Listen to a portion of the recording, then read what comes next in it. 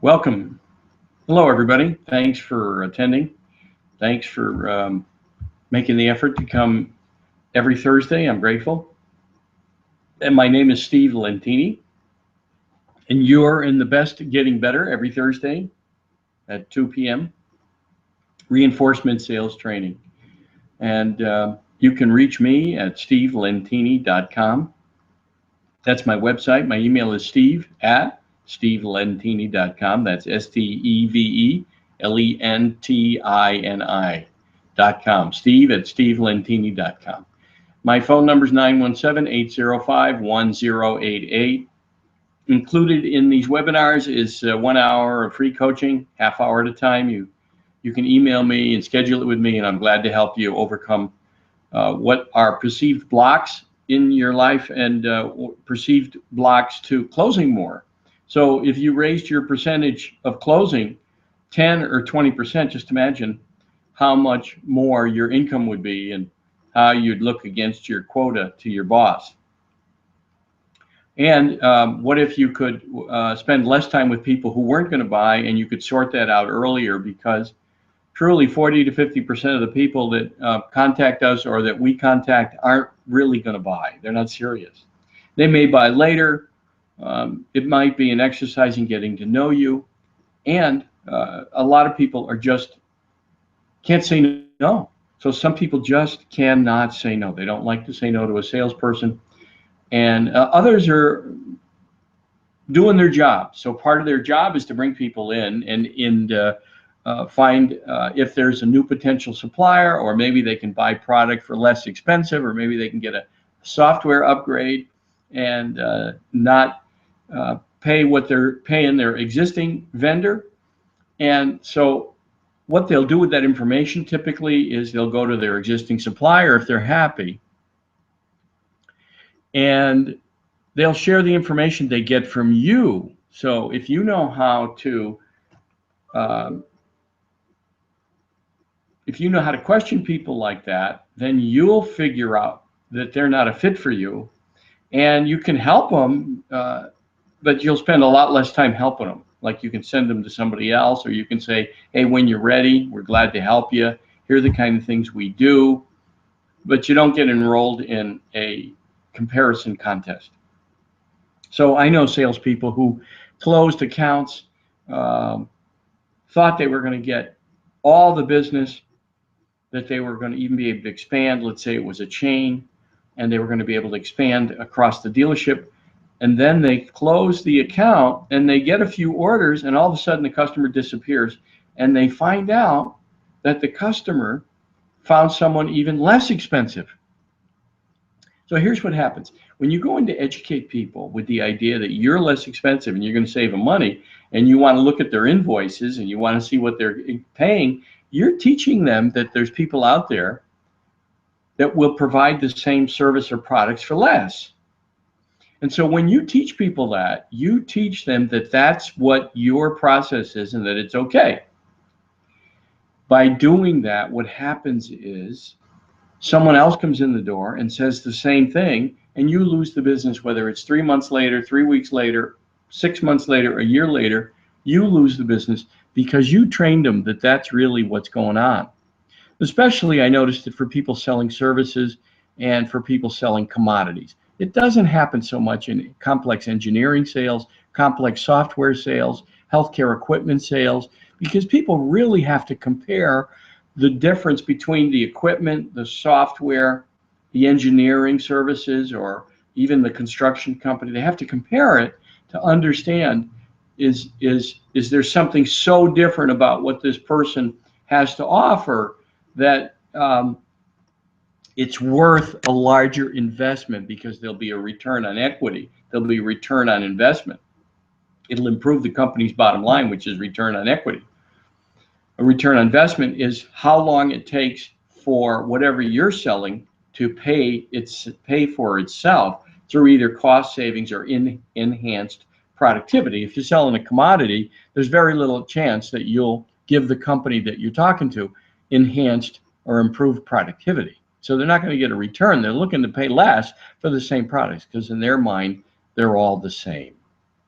So there are ways, even if you sell a commodity, to help you and your company stand out and look different, except that your process has to look different. You can't look like every salesperson that walks in the door and says, I can save you money. Let me see your invoices. Everyone's doing that because it's easy. It's truly not selling. And there's very little to learn, right? You don't have to go to training classes to learn, hey, let me see your invoices. So when you're selling something more complex, which a lot of my audience is, I work with a lot of software companies and healthcare companies and companies that are having, they have a complex sale. They need to understand what the customer's pain is and what they're looking for. And they have to be very clear about it. And they have to help the prospect hear whether or not they need this particular service or this level of service. And they need to hear it. So the salesperson needs to hear it, and the salesperson has to help the prospect hear it. And how they do that is with questioning. And that means you have to learn something about the customer. So you have to pre-qualify them. And then you have to have good questions. When you get to the meeting, you have to have some really good questions to help you uncover their pain and help them uncover it. Sometimes prospects don't know. Other times what prospects do is they'll hide the information from salespeople because they delay telling the truth because other salespeople have trained them in this fashion by being too high pressure, too pushy. They're trying to rush a decision. I call it commission breath. They seem like they're not interested in the prospect. And so as a result, prospects have a system themselves, and they resist and they push back, or they appear not interested when really there's something that you could help them with, but they're like this. They're kind of like a pendulum at a grandfather clock that's stopped. So you have to get them moving, and the way you get them moving is you get them emotional by saying what you're feeling. So if someone's like a pendulum stuck right here, they're not giving you a lot of information. This is what it looks like. No, yeah, well, kinda, I suppose. Well, we've looked at a couple people. I tell you, I get a sense that maybe you can live with what you have. I mean, I might be wrong, but I get a sense that you could just not change anything and it would be okay. What happens there is the person will tell you the truth. Well, no, we really don't want to stay the same. We've got to make a change. Okay, well, I haven't heard that. I don't see the emotion about it. It seems to me like, it's whether you stay with it or whether you change is not really a problem. That maybe it's not costing you enough money, or you don't see enough improvement in terms of the potential to improve productivity, and or you feel like the return on investment won't be there. And so I just get a sense that the company's non-committal so far. And when they say, no, it's really not true, if that's the case, it's really not true, it's costing us a lot of money. Okay, how much? I don't get a sense it was costing a lot of money. How much is it costing you? Well, it's $50,000 a year or more. Oh, okay. So you'd have a return on investment in less than 2 years with our product. Oh, why? How much is your product? Well, I can give you a bracket, I can give you a range, but somewhere between 75 and 100,000. Okay, so now you can ask, so is that the budget that you've talked about? Well, we thought even we might have to invest a little more. Oh, okay, so we're in the ballgame. Now tell me what's going on. Why is it that it seemed like when I first sat down that maybe there wasn't that level of pain, that you didn't have that kind of problem with your current software? Now you can get into a real dialogue. You want to get to a place where you have an adult conversation with people. And the only way you can do that is you have to say what you're feeling. And if someone's non-committal, you have to call it. Seems like you could just stay where you're at and not change anything.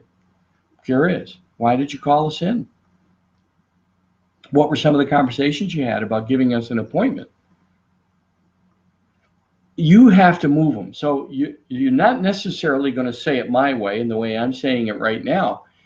You have to pay attention to your gut and how you're feeling, And be curious enough, if someone's non-committal, why are they non-committal? And why did they give you an appointment? Why did they invite you in?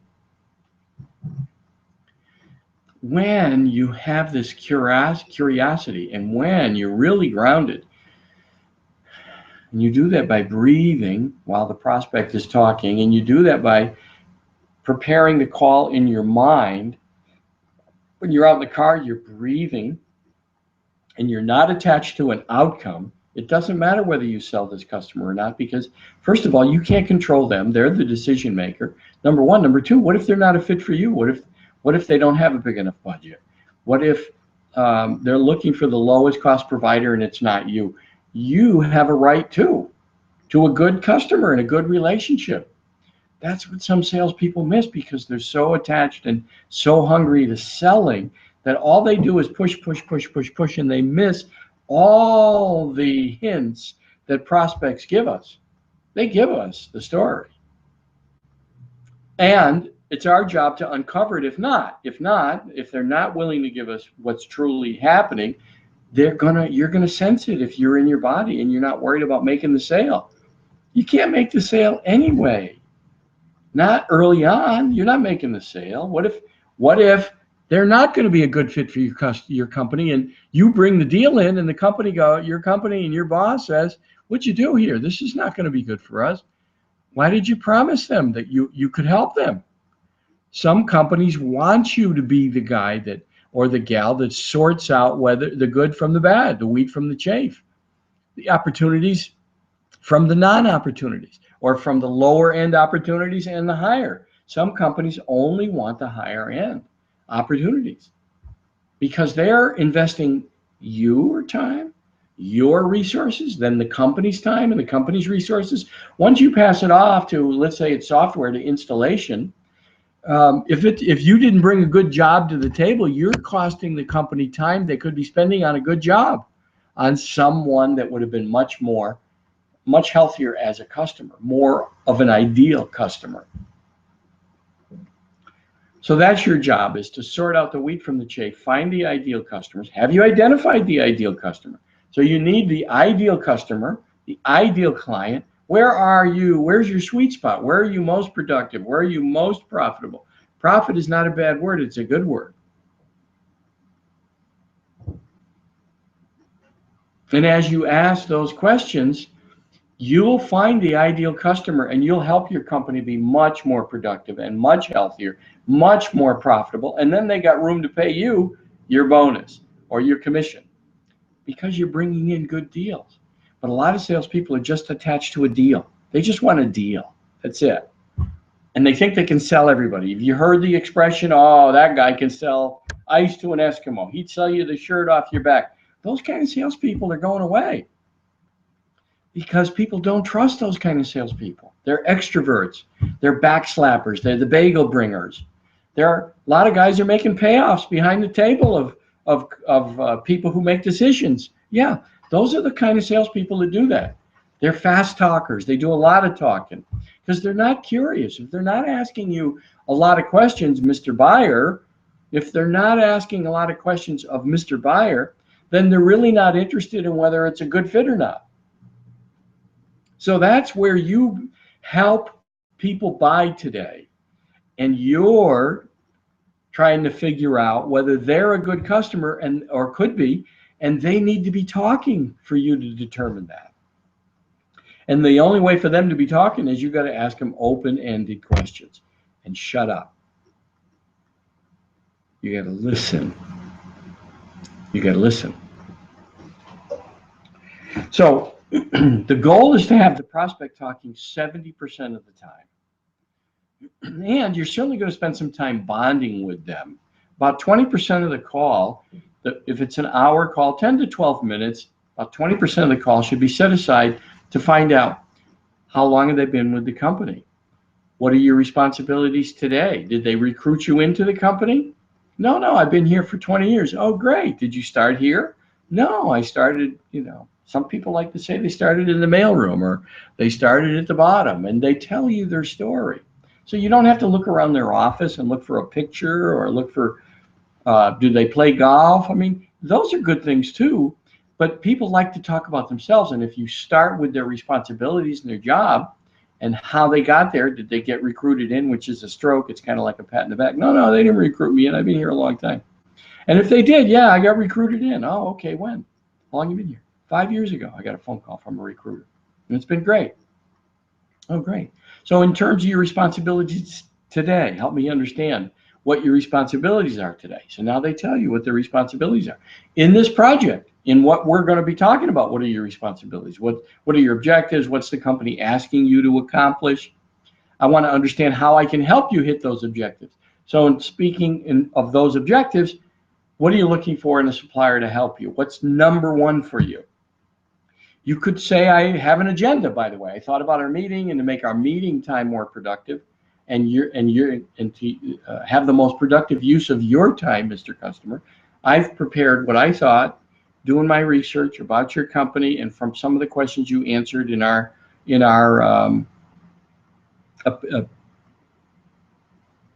pre-qualification phase. I couldn't think of it. In our qualification phase, where we were both figuring out whether we should meet, I came up with 3 or 4 things that I think were important to you from our discussion. So here they are. And you give them the agenda, or her. And she looks at it, and you say, okay, so is there anything you'd add to that? Anything you'd take away you don't want to spend any time on? If you were me, where would you start? What's number one on that list? What's the place we should start? When they say, well, this is number one, you say, okay, great. I've got a few questions to ask about that. And first, I'm curious, why is that number one? So when you send the agenda, when you give them the agenda, when you slide it over, you can also say, part of my discovery process to help you figure out if we're a fit for you, and part of my discovery and diagnosis process is, right? Discovery and diagnosis are good words. They're positive words, like you're a doctor. Part of my discovery and diagnosis process, I'm going to have to ask a lot of questions.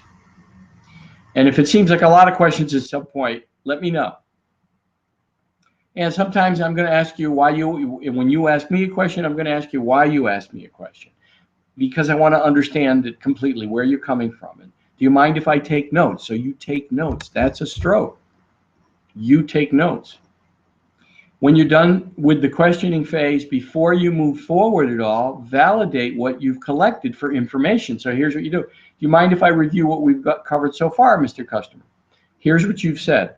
This is an issue. That's an issue. This is an issue. These were some of the challenges. Here's your fears and concerns about changing. And you go over, do I have this right so far? Yes. When it comes to the fears about changing, by the way, I hear this from a lot of customers. So you validate them. I hear this a lot. Okay, is there anything you would add to this? No. All right, great. Do you have questions for me? Would you like to hear about how we would address some of these concerns? Yes. Okay. So now you address only those concerns. Don't go into a big story about your company. Only give the prospect what they've asked you for, because it's about them, not you. That's the thing to remember. That your time with prospects is about them, not you. And I see a lot of salespeople, all they do is talk. They get in front of a customer and they tell them how great they are, how great the company is, and we can help you do this, we can help you do that, we can help you do this. It's like they brought a scattergun. The problem with it is the scattergun might miss, right? So you tell them all about the things you're good at, and then you go, all right, so which one of those is it? What I just went over and told you about us, which one of those is what you're looking for? None of it. What do you do now? You didn't ask them what's important. So now you got to say, all right, so what were you looking for? Well, you just wasted their time. They may not tell you. They may not say a word. Let me tell you, you now are uphill battle compared to the people who go in and ask questions. Yeah. So you have an uphill battle now because you broke the bond by you talking too much. That's what talking too much does. It does not help you. It does not help your goal of figuring out and helping people hear whether they need you or not. And then while you're listening for, do they really fit my profile of an ideal or a mid to ideal customer. Because let's say that your bottom line is you've got a mid line where you say below this line, we don't want these kind of customers. It's not really ideal for us. We're not as profitable. We're not as productive. It's a waste of time. Okay, why do you want to enroll them? If you don't spend any time figuring that out, you can end up getting enrolled in someone who's below that midline, and then now your company's upset with you because you took the deal. Detach from outcomes. Don't worry about the deal. Instead, be concerned about how can you help that prospect and how can you get the most information so that you can determine if they're a good fit for you as well. So you're there to help them here if you're a good fit or not, and you're also there to determine if they're a good fit. You could say that to people. So you could say as part of your agenda, by the way, at some point, if you feel like we're not a fit for you, would you mind sharing that with me? As soon as you feel that way, we're okay with no. And maybe it'll be that I missed something and I can go back and help you understand and help clarify where I've gone off path, where I've gone off track, so that you take it on yourself. Don't put it on the customer. And by the way, at the same time, if I hear that we're not a fit, that what you're looking for is not going to be a good fit for us, do you mind if I share that with you? You can say to people what your process looks like, and they appreciate it because salespeople don't do it. So now you don't look like a salesperson. That's great. You don't want to look like everybody else that walked in the door. You want to look different. And by you looking different, you're going to close more sales or get the truth faster. So you'll definitely close more sales because you'll be in front of more interested parties, and you'll have disqualified a higher percentage of prospects than most salespeople because you're asking the right questions and you're disqualifying people. And so you spend less time in front of people who are never going to buy or are not a good fit, and more time in front of people who are going to buy and are a good fit. That's what you do. That's why your numbers go up. I always spend time in every week, the best getting better, because you're the best, right? Because you wouldn't be on this. It's called the best getting better every Thursday. And why I say it's the best getting better is the best people are open to learning something new. They're not threatened by someone else's ideas. Well, does this guy think he can sell better than me? I don't say that I can sell better than anyone. I never say that. I say I've been a student of the sale for 40 years. And I've observed a lot of things that didn't work in myself with prospects and in riding along with other salespeople, watching what they do. And salespeople, it's an ego game, right? So typically the old-fashioned salesperson had a big ego, and they liked to talk, and they liked to tell everybody how great they were. And then they said, okay, you ready? Because you got me now. Your day is, I'm the solution. And then they expected to close a deal from doing all the talking. Those days are gone. Those days are gone. Help people buy. And the reason you're helping people buy today is because they can do a lot of research on the web. A lot of research. That people today aren't inviting salespeople in unless they know they have a lot of pain. Most people are not just giving salespeople an appointment and to waste their time. The ones that do are the ones whose boss is saying, how many salespeople did you see this week? Are you working on the project? Are you working on saving us money? Are you working on? So they invite people in because they can say to the boss, I saw 4 people this week. Well, they had no intention of buying from you. They probably weren't going to change. They're just going to take the information to give it to their existing supplier because it's easier. It's easier. Happy St. Paddy's Day, by the way, for all you Irish salespeople out there. I'm grateful. It's always a fun day, and it's a great reason to you give something for people to talk about, right? So, happy St. Paddy's Day. So the other thing that blocks salespeople is the predetermination that they in their mind that they're not as good as other people, or that the world is working against them, or they're just not lucky, or they've got to work hard. You know, I know people who think that they absolutely have to work hard. So they don't use the law of leverage to multiply their efforts. And or in their mind, they don't picture themselves making a big sale, or they don't picture themselves as being successful. So for example, I've been picturing myself signing books and writing books, and today I have published books, right? So, but I was picturing myself signing books and writing books and seeing the book published many years ago, before they were published. That's how it works. So you have to see yourself in your mind's eye, closing deals, shaking hands, signing contracts. I do that all the time. I see myself shaking hands, closing deals, signing contracts. A lot of other things too. I see it in my mind because there's no limits to imagination. Then I make sure that I speak in a way that's limitless, not limited. So I don't limit myself. I don't limit myself by saying I can't, because it's just not true. It's just not true.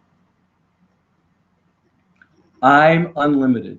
It's like I use the analogy of the acorn in the oak. This is the limited perspective. We know that it could be an oak because we've seen the oak, right? That's the thing. Humans have seen the oak tree. We know this little acorn, this little seed could be an oak tree. Here's the thing. In our life, we can either be the acorn or the oak, but we need others around us who've seen the possibility in us. They've seen our potential. They've seen the oak tree, and they remind us, hey, did you hear what you just said? You limited yourself. And if we don't believe people like that, if we don't believe those people around us, we think, oh yeah, sure, it's easy to say that I can do this and that I can be limitless, but go out and try and do it. Well, I've worked with plenty of salespeople who their language was self-limiting. It was limited. They were the acorn, right? They were the acorn. Their language was things like, I could never do that. I don't know enough people. I don't meet enough people. It's just not me. I can't sell at that level. When you ask them, how come you've been flat for 5 years, 6 years? Oh, well, the company, if the company was better, my level of customer is just different. Oh, really? Okay. It's all self-limiting. Successful salespeople are always talking about possibility and limitless possibilities. I'm asking my customers for referrals. They're a great bunch of customers. They've always got ideas and suggestions and referrals for me. They've got ideas and suggestions about how I could grow my sales. I'm always asking them for help and ideas and suggestions. I'm always looking to meet new people, because your job is to meet new people. That's your job, is to meet people. Then you find out what they do, and you let them know what you do. You have a good elevator speech, a 30-second speech that says whatever it is you do. If you want coaching with that, I can help you with it. So by having the mindset that you're going to meet a certain amount of new people every week, you're going to make sales because you're out meeting people. That's your job. Your job is not to sell anybody, not right away. I like to take the pressure off early on in sales by saying, hey, I'm not here to sell anything right now. I'm not here to sell anything for now. Let's spend some time, if you don't mind. I've got an agenda planned to make our time most productive. Here it is, in fact. In a second, I'm going to ask you to take a look at it. But I want to go back and forth and ask some questions, and let's agree to just figure out, first of all, if we're a fit for each other. See, it takes the pressure off. I'm not here to sell anything for now. I can always sell something. I can always go to that place where I sell something. When you take the pressure off, you look less like a typical salesperson and more like somebody who cares. And that should be how you really are, deep down in here. If you're only out for your commission and your quota and your deals, people don't care about it today. They don't care about your deals. They don't. And if they're going to see 3 people, who's the one they're going to weed out? The one that cares, the 2 that care about them, or the one that doesn't? They're going to weed you out. The one that doesn't care a doggone about them, that only sounds like they're looking for a commission. Plus, if you sound like you're only looking for a commission, guess what? people aren't going to trust you because they're going to figure you'll sell them anything to make a commission. That you're really not, you don't really have their best interest at heart. It's transparent. It's commission breath. That's what I call it. So check your mindset. It's interesting that our own mind will put self-limiting thoughts into our brain, but don't give them power by speaking about them to others. Speak only in terms of your limitless possibilities, your goals, where you're going. I'm going to double my sales in 2 years. That's the kind of stuff people want to hear too. You declare it first. I've worked with people who said, I'm going to be a CEO. Today they're a CEO. I'm going to have my best year yet. I'm going to hit my numbers. They're always talking about getting to where they're going and have their eyes on the destination. So if you're sailing a ship or even racing if you're driving a race car, the race car drivers are looking where they're going. They're not looking right on the road in front of them. If you're on a ship, the captain is heading toward a destination. They keep their eyes on the destination and they're always adjusting. If you're sailing, it's called tacking, right? They're tacking back because the ocean moves them. You keep your eye on the destination, you keep your eye on where you're headed, and then you make sure that your behavior matches that goal. So you work backwards. You got a big goal, used to be called a BHAG. I think Zig Ziglar or Brian Tracy called him a BHAG, maybe Stephen Covey. A big, hairy, audacious goal. BHAG. B and HAG, right? So you have a big, hairy, audacious goal, and you keep your eyes on that goal, and once you've declared it to someone who would be a good friend or your significant other, you declare it only to a few people that will support you, your boss, right? They'd love to hear it. A big, hairy, audacious goal. And then you work backwards in your day-to-day behavior. Does this person I'm in front of match up with where I want to go? Does it match up with my destination? And you spend time only with those that match your stated, your declared goal, your vision, because you're definitely going to get there if you're meeting with people that fit that goal. They fit that profile that you set. So that's our lesson for today. If you're listening, I know you learned something. If not, let me know, because I'll coach you. Help me. Call me and I'll help you learn some, understand where your blocks are. I'll help you advance. That's what I do. So Joseph Campbell said to follow your bliss. I'm following my bliss is helping people succeed. And I have a litany of people who have succeeded, and I'm glad to give you their phone numbers. You can talk to them. So you can reach me at 917-805-1088, 917-805-1088, or at Steve, S-T-E-V as in Victor, E, at S-T-E-V-E-L as in Linda, E, N, T as in Tom, I-N-I.com. Steve at stevelentini.com. Good selling. See you next Thursday. Thanks a lot. Thanks for attending.